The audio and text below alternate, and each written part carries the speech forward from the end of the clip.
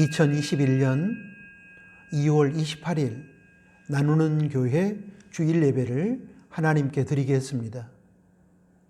찬송가 14장, 새 찬송가 26장을 찬양하겠습니다.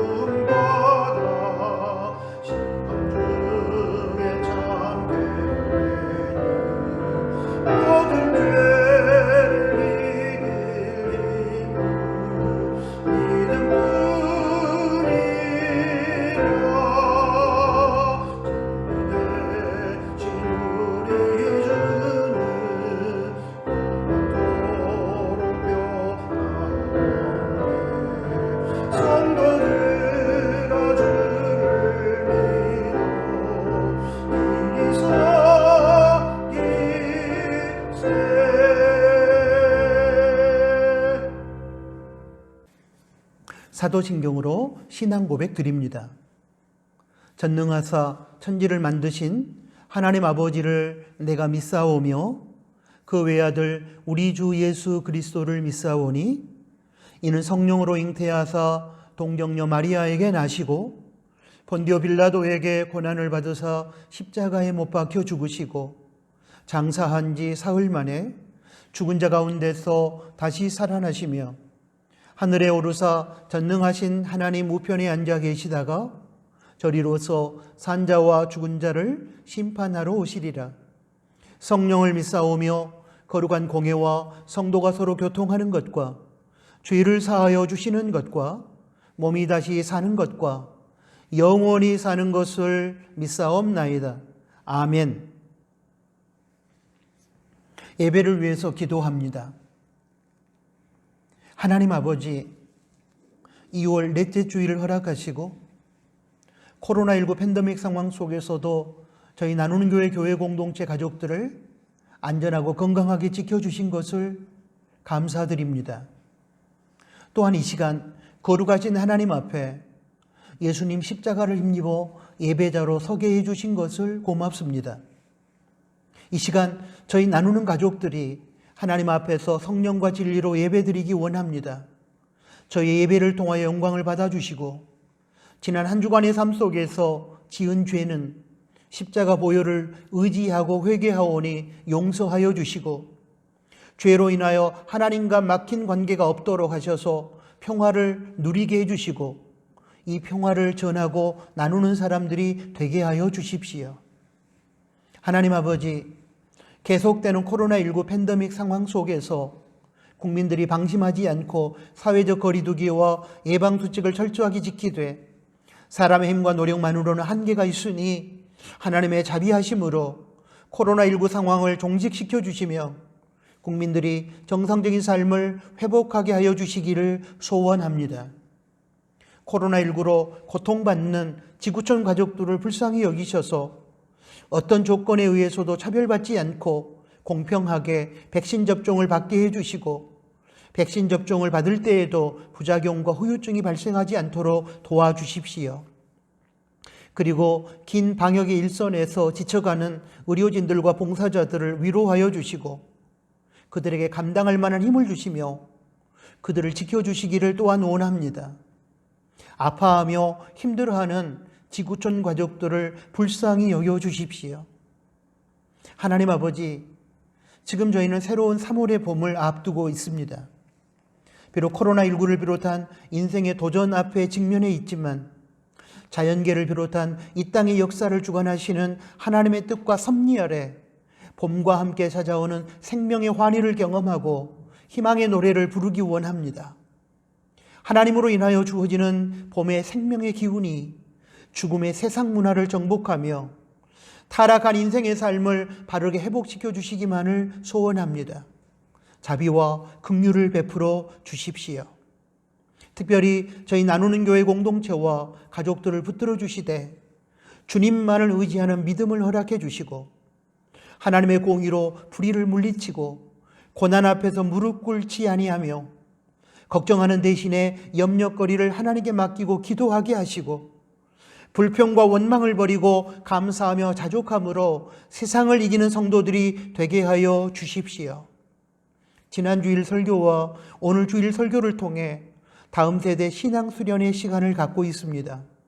나누는 교회 다음 세대들에게 필요한 말씀을 주시고 우리 다음 세대가 주신 말씀을 붙들고 1학기 학교생활 현장, 군 복무의 현장, 직장과 일터 그리고 해외에서 참된 신앙의 길을 걸어갈 수 있도록 은혜를 베풀어 주십시오. 하나님 아버지, 이 시간 예배 모든 순서를 주관하여 주시고 이 예배 가운데 임재하여 주십시오. 저희는 말씀으로 찾아오시는 하나님으로 인하여 거룩한 주님의 형상을 본받게 하여 주시며 삶의 자리에서 하나님 말씀의 권세를 드러내게 하여 주십시오. 예수님의 이름으로 기도드립니다. 아멘.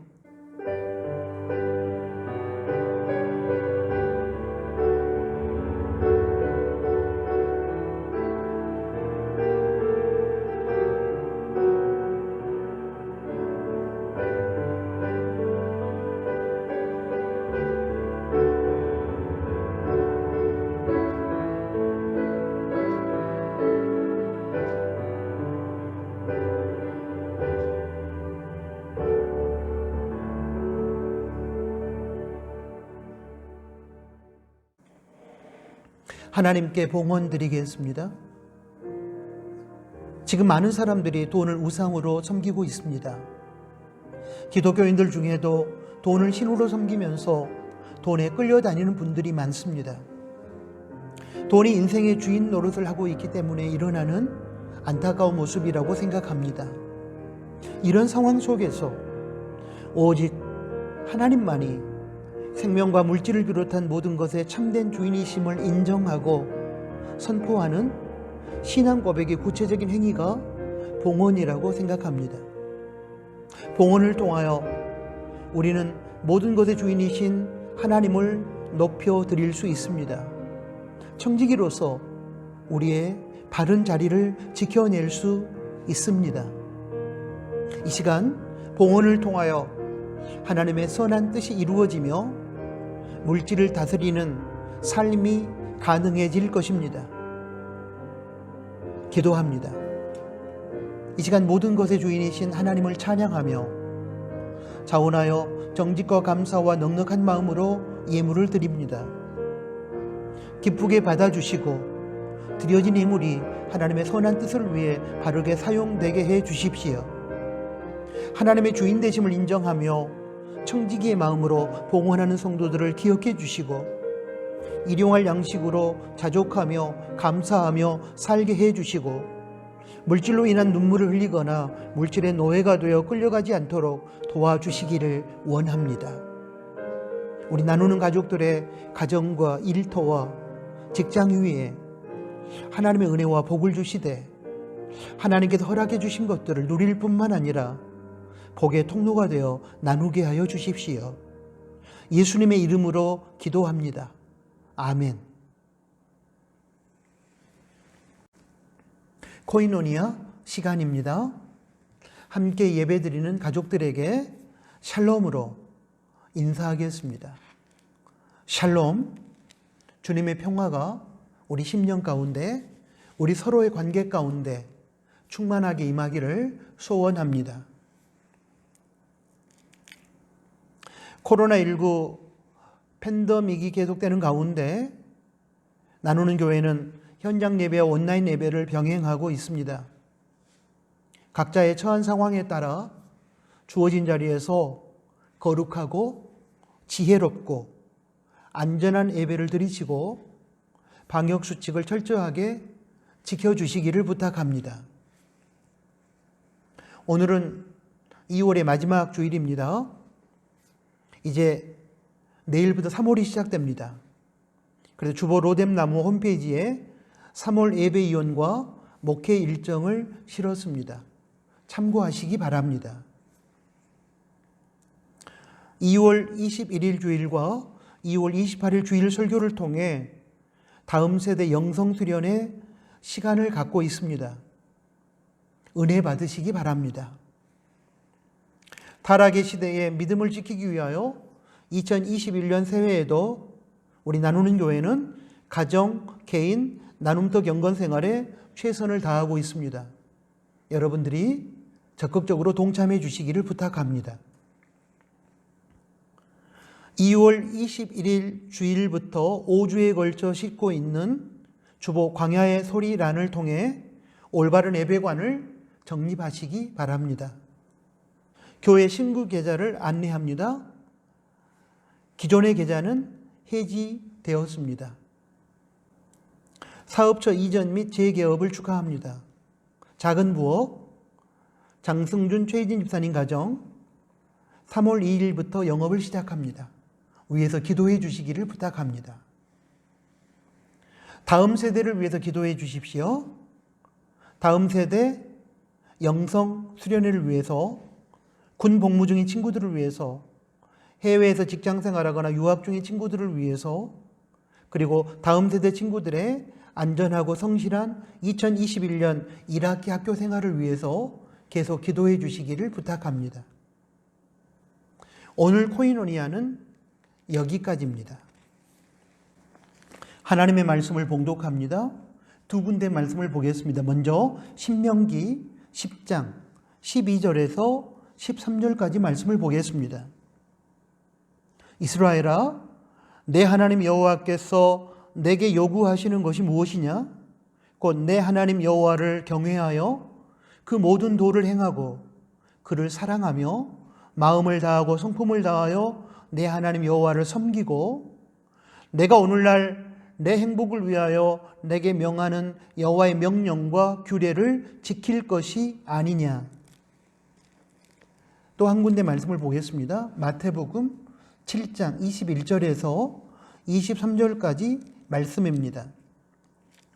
나더러 주여 주여 하는 자마다 천국에 다 들어갈 것이 아니요 다만 하늘에 계신 내 아버지의 뜻대로 행하는 자라야 들어가리라.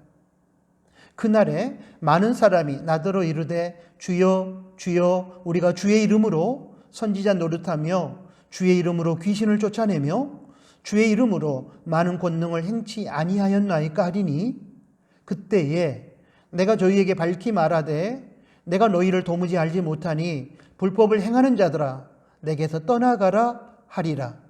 아멘. 방금 봉독한 두 군데 말씀을 중심으로 참된 신앙의 길이라는 제목 두 번째 시간 하나님의 음성을 듣겠습니다.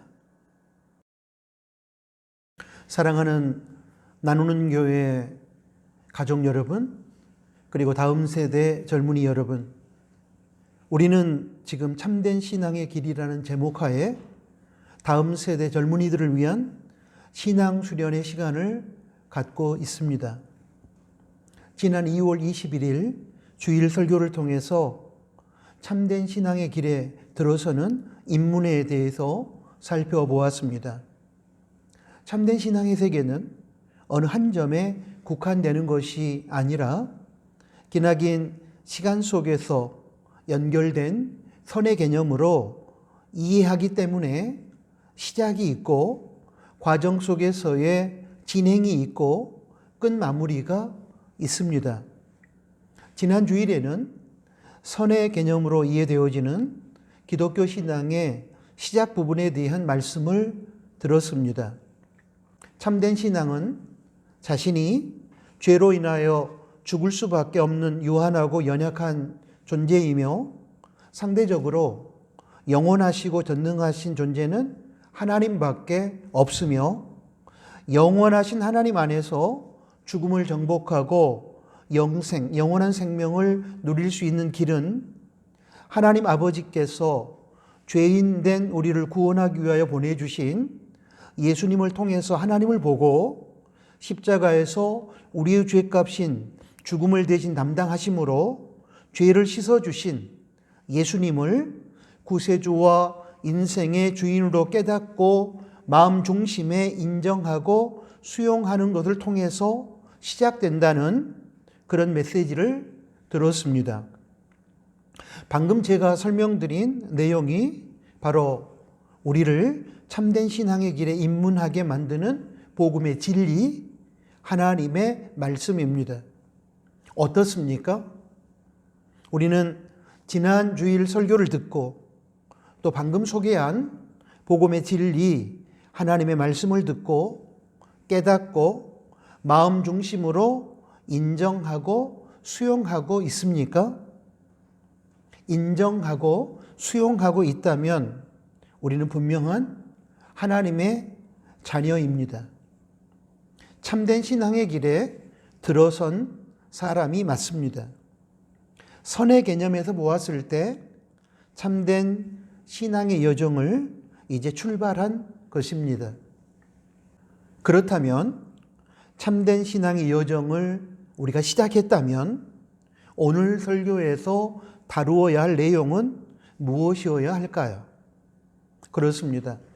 참된 신앙의 길에 들어설 이후에 성도의 삶에 대한 것이어야 합니다. 참된 신앙은 예수님을 구세주와 주인으로 믿는 그 순간에 완성되고 그것으로 끝나는 것이 아닙니다. 신앙의 고백은 참된 신앙 여정의 시작일 뿐입니다. 물론 예수님을 구세주와 주인으로 마음 중심에 인정하고 수용하는 것으로부터 우리는 법적으로 의롭다함을 얻고 중생하게 됩니다. 그러나 이것이 우리의 신앙과 구원이 완성되었다거나 우리의 실제 생활이 100% 의롭게 되었다는 것을 의미하지는 않습니다.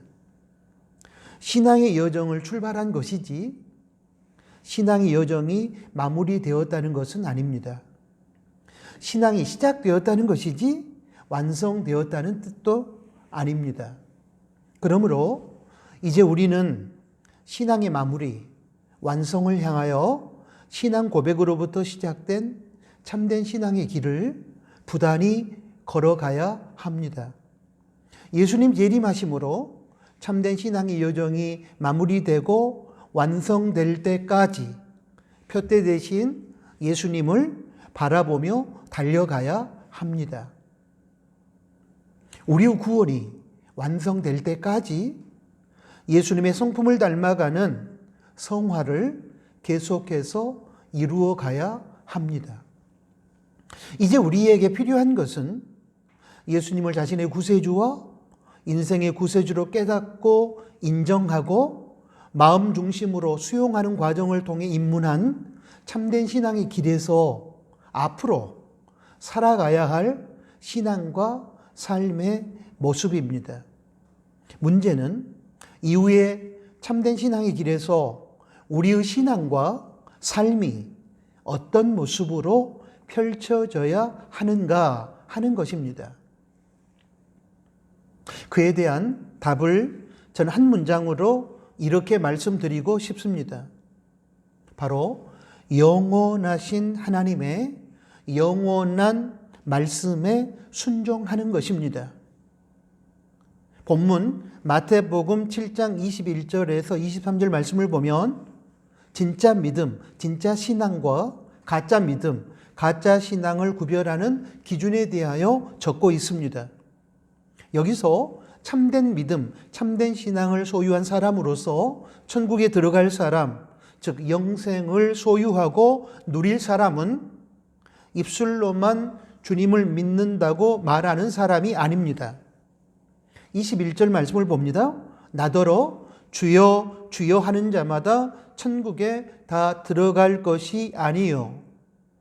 또한 주의 이름으로 권능을 행한 사람, 즉 성령의 은사를 많이 받은 사람이라고 해서 꼭 천국에 들어가는 것도 아님을 밝히고 있습니다.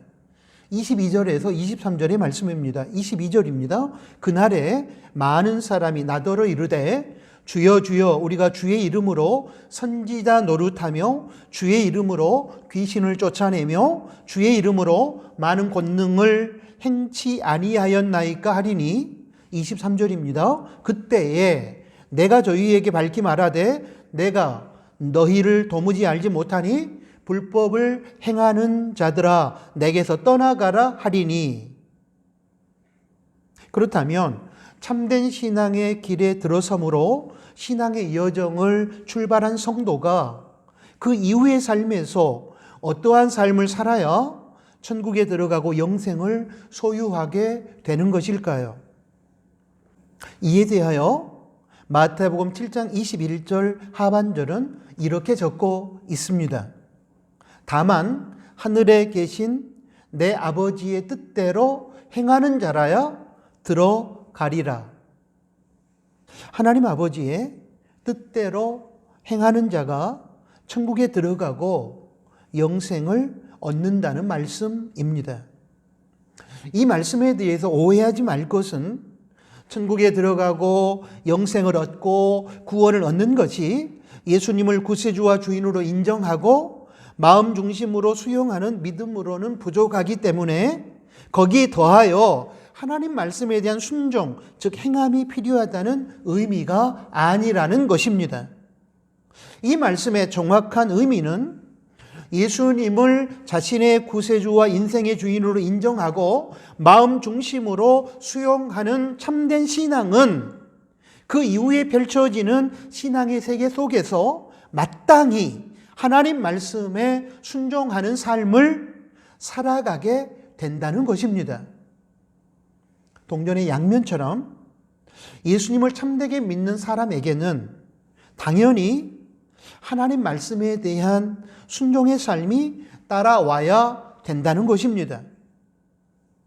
진실한 믿음의 고백과 하나님의 말씀에 대한 순종은 분리되는 것이 아니라 동전의 양면처럼 붙어 있다는 것입니다. 여기서 한 가지 질문을 드리고 싶습니다. 예수님을 자신의 구세주와 인생의 주인으로 인정하고 수용하는 믿음의 진실성은 무엇으로 증명될 수 있을까요?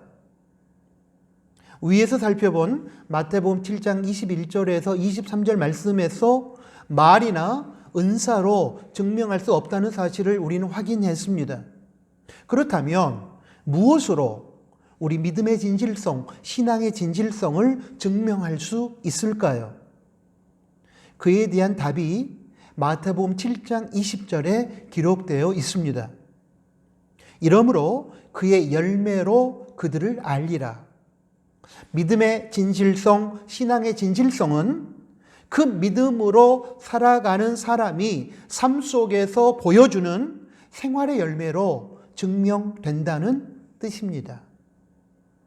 사과나무의 열매가 사과이고 감나무의 열매가 감이듯이 예수님을 진짜로 믿는 성도의 열매는 생활 속에서 하나님 말씀에 순종하는 행함입니다. 과일나무가 그 나무가 맺는 열매로 인하여 자신이 무슨 나무인지 증명하듯이 성도는 자신이 생활 속에서 맺는 신앙의 열매, 즉 하나님 말씀에 순종하는 행함의 열매로 자신의 믿음이 진짜인지 가짜인지를 증명하는 것입니다.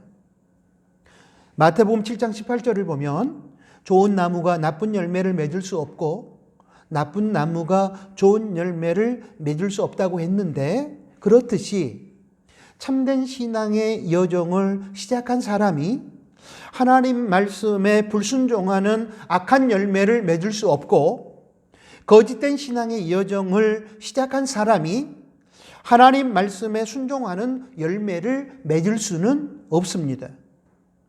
이런 차원에서 성령님의 은사도 신앙생활에서 필요한 것이지만 더욱 중요한 것은 성령님의 열매입니다.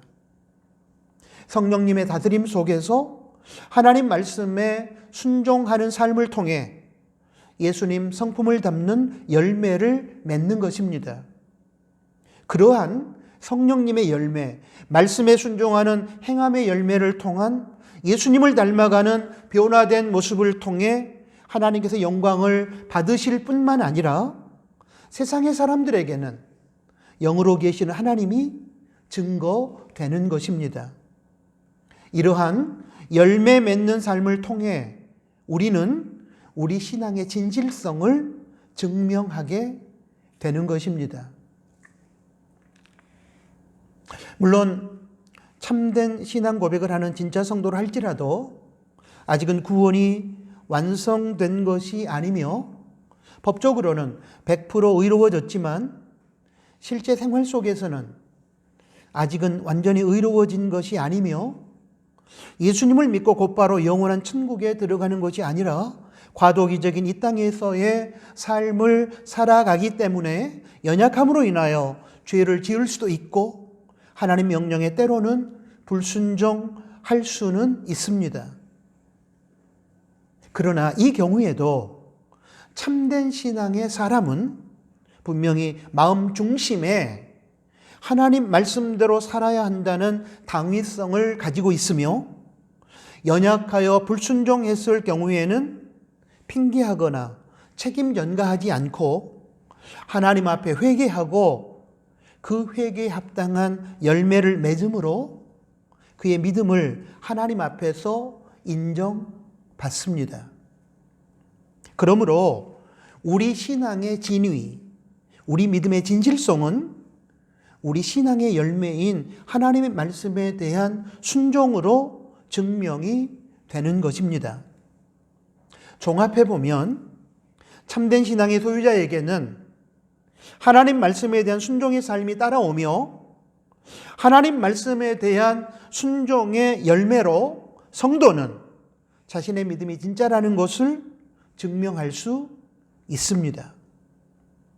이런 차원에서 야고보 사도는 야고보서 2장 26절 말씀에서 영혼 없는 몸이 죽은 것 같이 행함이 없는 믿음은 죽은 것이니라 라고 설파했습니다.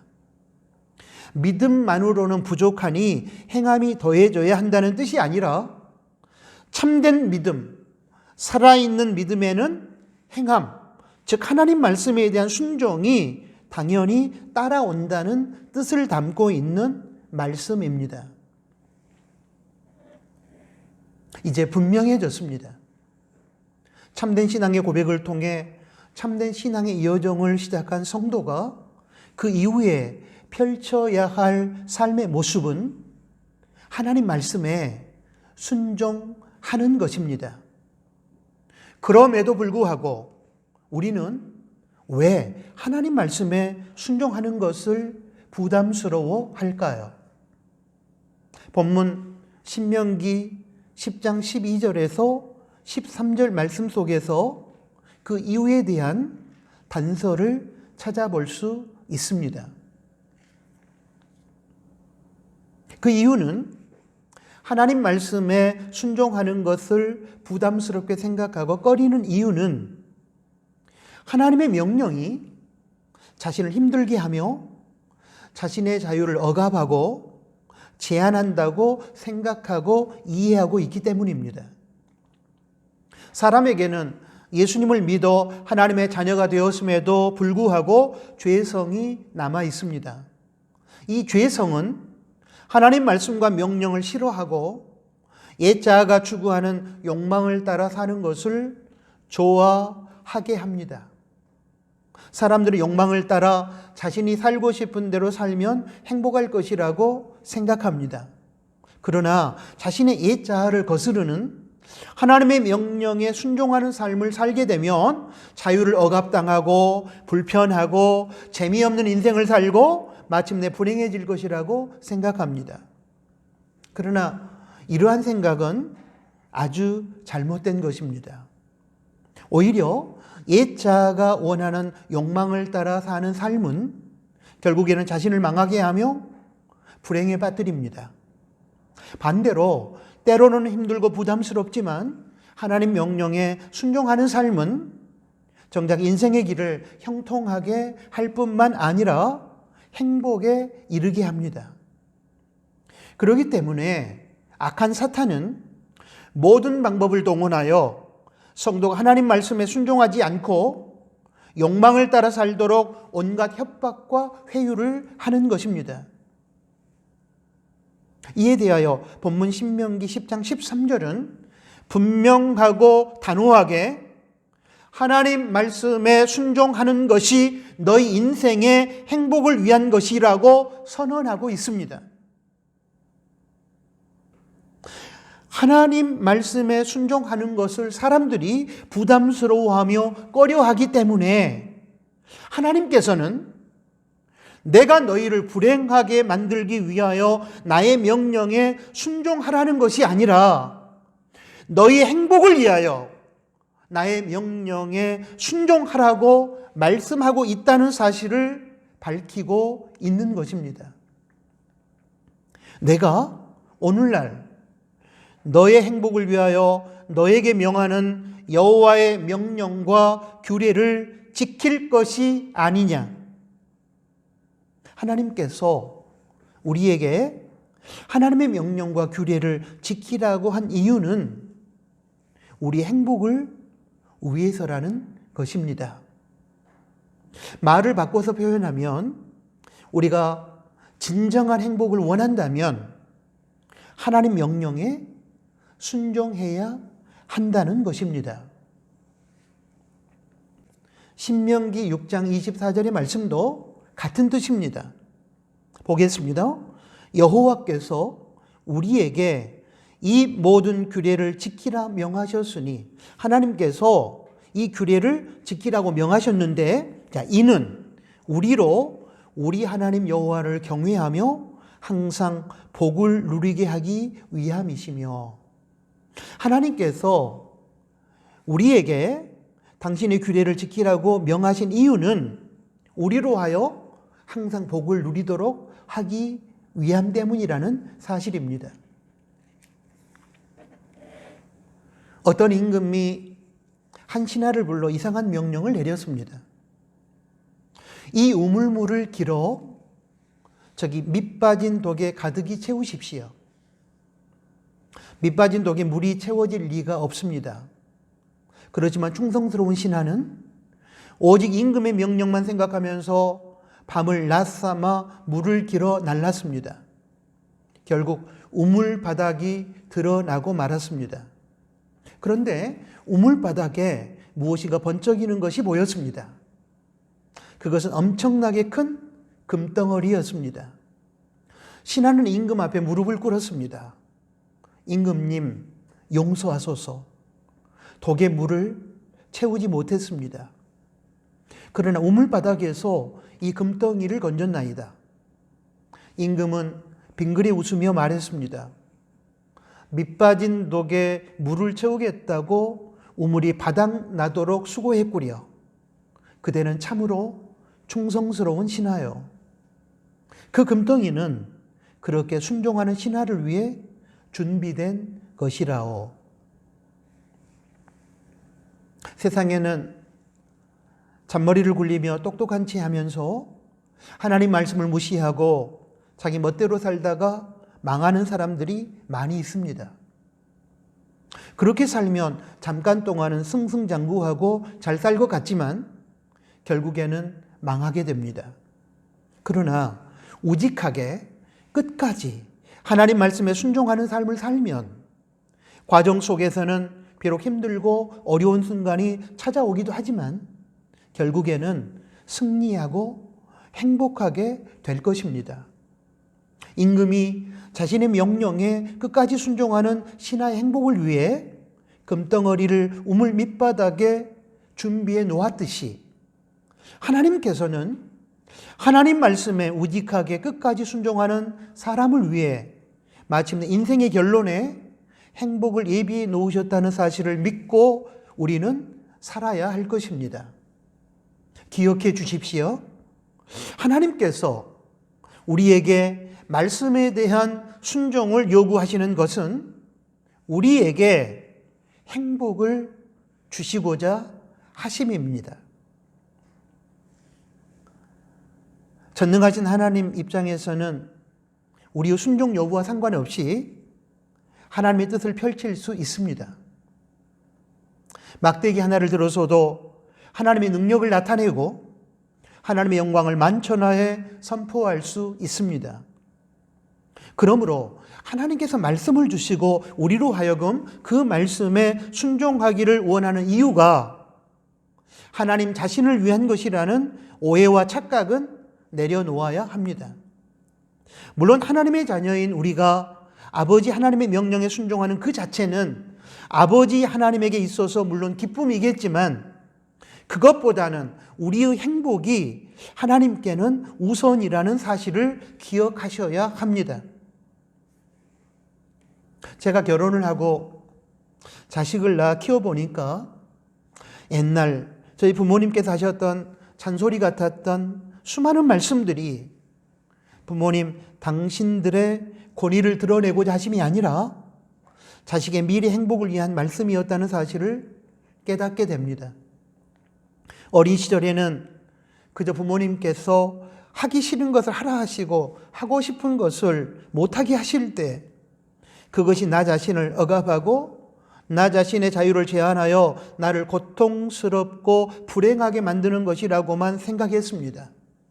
그런데 이제 내 자신이 나이가 들어 어른이 되고 자식을 낳아 키우면서 자식에게 하는 나의 말들이 나의 권위를 세우기 위하여 자식의 자유를 억압하고 제한하는 것이 아니라 내 자식의 미래 행복을 위한 마음에서 나오는 교훈이고 가르침이고 명령임을 깨닫게 되면서 옛날 저희 부모님의 그 말씀들이 어리석은 자식의 미래 행복을 위해 주셨던 말씀이라는 사실을 뒤늦게야 알게 되었습니다.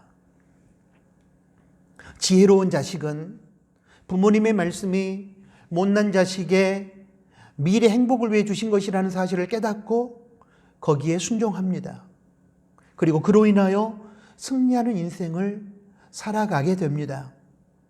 그러나 어리석은 자식은 부모님의 말씀이 자신을 힘들게 하고 부담스럽게 하여 또한 자신의 자유를 억압한다고 생각하여 불순종합니다. 그리고 그로 인하여 실패하는 인생을 맞이하게 됩니다. 그렇다면 사랑하는 나누는 교회 가족 여러분, 그리고 특별히 다음 세대 젊은이 여러분, 하나님 아버지께서 우리에게 말씀하시고 명령하신 것도 같은 이유에서가 아니겠습니까? 자유를 억압하고 제한함으로써 하나님 당신의 권위를 드러내며 우리를 힘들게 하고 부담스럽게 만들어 결국에는 우리를 망하게 하려고 명령하시는 것이 아니라 우리 인생의 참된 행복과 진정한 승리를 위하여 명령하시는 것이 아니겠습니까?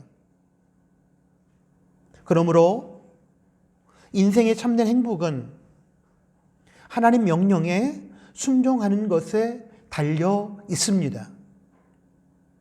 하나님 명령에 순종하는 길은 비록 힘들고 부담스러운 과정은 있겠지만 결국에는 우리 인생을 행복에 이르게 합니다.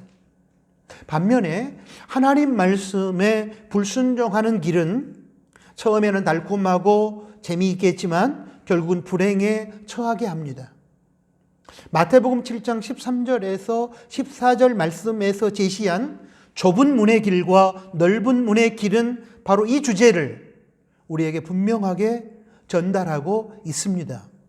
보겠습니다. 13절입니다. 좁은 문으로 들어가라. 멸망으로 인도하는 문은 크고 그 길이 넓어 그리로 들어가는 자가 많고, 14절입니다. 생명으로 인도하는 문은 좁고 길이 협착하여 찾는 이가 적음이라. 여기서 좁은 문으로 들어간다는 말은 예수님을 믿고 하나님 말씀에 순종하는 삶을 살아가는 것을 의미합니다. 하나님 말씀에 순종하는 삶은 때로는 부담스럽고 때로는 힘들지만, 그래서 찾는 이가 적지만 결국에는 생명으로 인도합니다.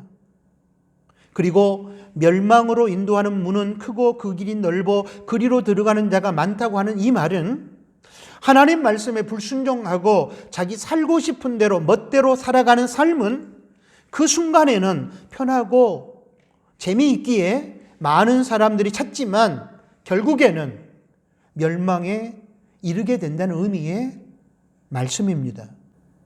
결국 하나님 말씀에 순종하는 삶은 그 순간에는 힘들고 부담스럽지만 마침내 우리를 행복과 생명의 길로 인도합니다. 그러나 힘들고 부담스러워서 하나님 말씀에 불순종하고 자기 마음대로 살아가는 삶은 마침내 우리를 불행과 멸망의 길로 인도합니다. 그러므로 예수님을 자기 인생의 구세주와 주인으로 마음 중심에서 인정하고 수용하는 참된 신앙의 사람은 그 이후의 여정 속에서 두 가지 삶을 추구해야 된다고 생각합니다. 하나는 하나님 말씀에 순종하는 삶입니다. 그리고 다른 하나는 연약함으로 불순종했을 경우에는 비겁하게 핑계대거나 책임 전가하지 않고 회개하고 그 회개에 합당한 열매를 맺는 삶입니다. 이것이 바로 참된 신앙의 여정에 입문한 성도가 그 이후 삶의 무대에서 펼쳐야 하는 신앙의 모습입니다. 이제 마지막으로 한 가지 의문에 대한 답을 찾아보면서 오늘 설교를 마무리하도록 하겠습니다. 의문은 이것입니다. 신명기 10장 13절에서 하나님께서 하나님 명령에 순종하는 것이 우리의 행복을 위한 것이라고 하셨는데 왜 하나님 명령에 순종하는 것이 우리의 행복을 위한 것이 되는가 하는 것입니다. 하나님 명령에 순종하는 것과 우리의 행복 사이에는 과연 어떤 인과관계가 존재하는 것일까요? 이 의문에 대하여 저는 하나님의 창조주 되심과 인간의 피조물됨의 관계성 속에서 답을 찾아보고 싶습니다. 하나님은 우리가 아는 것처럼 우리 인생을 지으신 창조주이십니다. 그리고 우리 인생은 하나님의 피조물입니다. 창조주 하나님께서는 이 세상을 지으시고 이 세상 가운데서 살아갈 사람을 마지막 날에 지으셨습니다. 그리고 피조물인 인생이 이 세상에서 하나님의 뜻 안에서 행복하고 건강하고 승리하며 살아갈 수 있도록 인생 사용 설명서, 즉 인생 삶의 지침서를 허락해 주셨습니다. 그것이 바로 성경, 하나님의 말씀입니다. 인생 지침서인 성경, 곧 하나님의 말씀을 따라 살면 행복한 인생이 되고 건강한 인생이 되고 보람되고 의미 있는 인생이 되고 승리하는 인생을 살 수 있습니다. 그런데 불행하게도 인간은 이 하나님의 인생 지침서를 따르지 않고 자기 마음대로 살아감으로 인하여 불행을 자초하게 되었습니다. 그 이유는 우리가 구입하는 전자제품을 생각해 보면 쉽게 이해할 수 있습니다. 저희 집에서 사용하는 TV 스피커는 TV, 영화, 그리고 핸드폰 음악까지도 들을 수 있습니다. 그래서 조금 복잡합니다. 음악을 핸드폰에 연결하여 듣다가 TV를 보려고 하면 리모컨을 가지고 몇 단계 과정을 거쳐야 합니다. 소리 크기를 조절하는 것도 쉽지 않습니다. 사용 방법을 몰랐을 때는 답답했습니다. 답답하니 리모컨이 여기저기를 무작정 누르다가 TV 화면이 먹통이 되는 사태를 경험하기도 했습니다. 그러다가 딸에게서 사용 방법을 배웠습니다. 그 이후로는 답답하고 당황스러운 순간을 경험하지 않고 TV의 다양한 기능을 접하면서 풍요로운 문화생활을 할 수 있게 되었습니다. 그렇습니다. 우리가 TV 스피커 제품 하나도 이것을 만든 회사에서 제공해주는 사용 설명서를 따라 사용해야 오랫동안 고장이 없이 행복하고 풍요로운 문화생활을 할 수 있습니다. TV 스피커뿐만이 아닙니다. 컴퓨터도 핸드폰도 세탁기도 마찬가지입니다. 이러한 전자제품을 고장 없이 오래도록 사용할 수 있는 비결은 사용 설명서를 숙지하고 그 사용 설명서에 따라 바르게 사용하는 것입니다. 이때 사용 설명서는 그 전자제품이 행복하게 자기의 사명을 감당하도록 하기 위해 주어진 것입니다. 그러므로 우리는 전자제품의 사용 설명서를 귀찮고 성가시다는 이유 등으로 인하여 외면하지 말고 꼭 잘 읽어보고 숙지하여 그 설명서대로 전자제품을 사용해야 합니다. 그렇다면 하나님께서 창조하신 피조물인 인간이 인간으로서의 보람을 느끼며 건강하고 행복하게 살아갈 수 있는 비결은 무엇이겠습니까? 당연히 하나님의 제품 사용 설명서인 하나님 말씀, 그 성경을 따라 사는 것이 아니겠습니까? 분명한 사실은 인간을 창조하신 하나님께서 제시하신 인생 삶의 설명서, 인생 삶의 지침서, 곧 하나님의 말씀인 성경에 따라 그대로 살아가야 한다는 것입니다. 그럼에도 불구하고 우리 인간은 인생 삶의 지침서인 하나님의 말씀을 무시하고 제 멋대로 살아갑니다. 이것은 마치 전자제품의 사용 설명서를 무시하고 제 멋대로 전자제품을 다루는 것과 같습니다. 그 결과는 무엇입니까? 불을 보듯 뻔합니다. 비싼 전자제품을 얼마 사용해 보지도 못하고 폐기 처분하는 불행한 순간을 맞게 되듯이 이렇게 인생 삶의 지침서인 하나님 말씀을 무시하고 제멋대로 살다가는 우리는 고장난 인생, 병든 인생, 불행한 인생을 자초하게 될 것입니다. 이제 모든 것이 분명해졌습니다.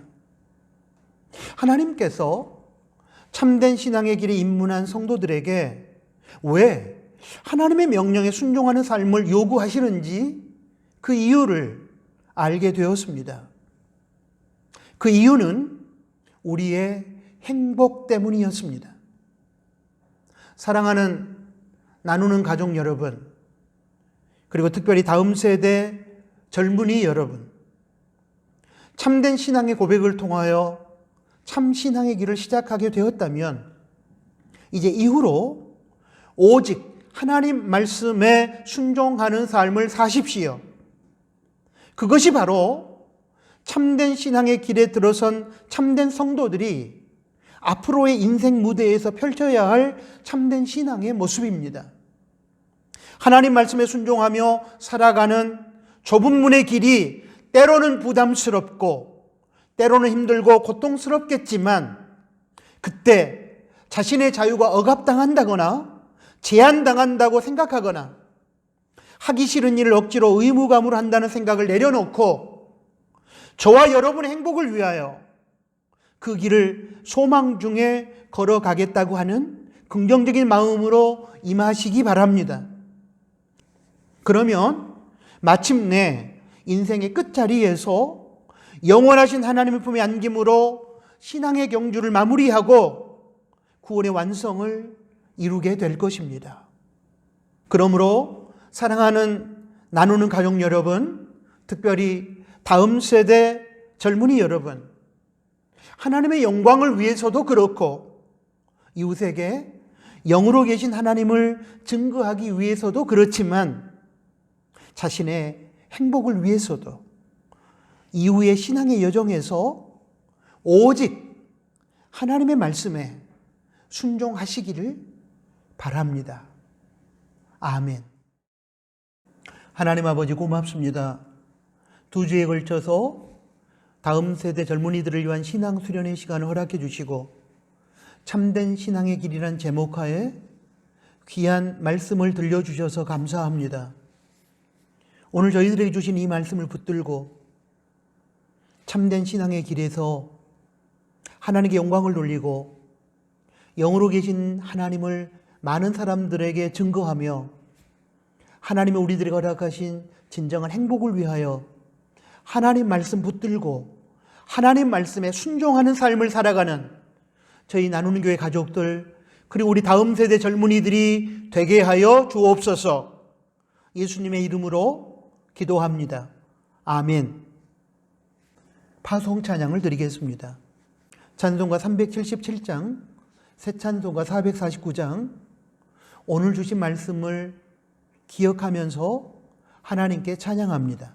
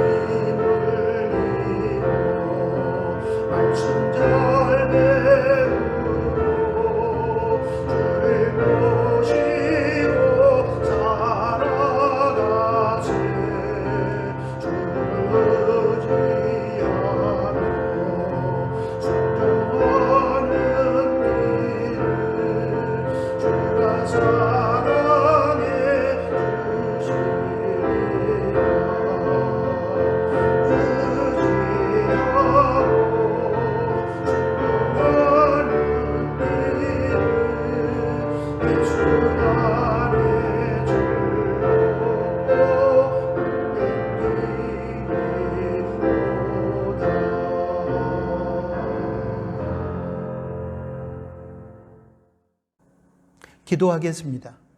이제는 우리 구주 예수 그리스도의 은혜와 하나님 아버지의 크신 사랑하심과 성령 하나님의 위로, 교통, 충만, 동행하심이 2주 동안에 걸친 다음 세대 젊은이들을 위한 신앙 수련회를 여시고 참된 신앙의 길이라는 제목으로 우리에게 말씀을 들려주신 하나님을 기억하며 주신 말씀 속에서 참된 신앙의 길의 여정에서 오직 하나님의 말씀에 순종하며 하나님께 영광 돌리며 살아가기를 소망하는 사랑하는 나누는 교회 가족들과 특별히 다음 세대 젊은이들의 머리 위에 이제로부터 영원토록 항상 함께 계실지어다.